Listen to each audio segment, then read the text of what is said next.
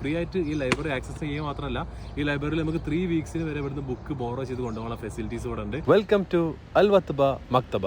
Hello guys, നമുക്ക് free ആയിട്ട് access ചെയ്യാൻ പറ്റുന്ന അബുദാബിയിലെ ലൈബ്രറിയിലാണ് ഉള്ളത് കേട്ടോ. ഒരു പാർക്കിന്റെ സെന്ററിലായതുകൊണ്ട് തന്നെ കിളികളുടെ ശബ്ദം കേട്ട് നല്ല റിലാക്സ് ആയിട്ട് ബുക്സ് ഒക്കെ റീഡ് ചെയ്യാൻ പറ്റുന്ന ഒരു ലൈബ്രറിയാണ് ഉള്ളത്. കുട്ടികൾക്ക് ആണെന്നുണ്ടെങ്കിൽ അടിപൊളിയായിട്ടുള്ള ഒരുപാട് ബുക്സും ആക്ടിവിറ്റീസ് ഒക്കെ ചെയ്യാൻ പറ്റുന്ന, അതും ഫ്രീ ആയിട്ടാണ് കേട്ടോ.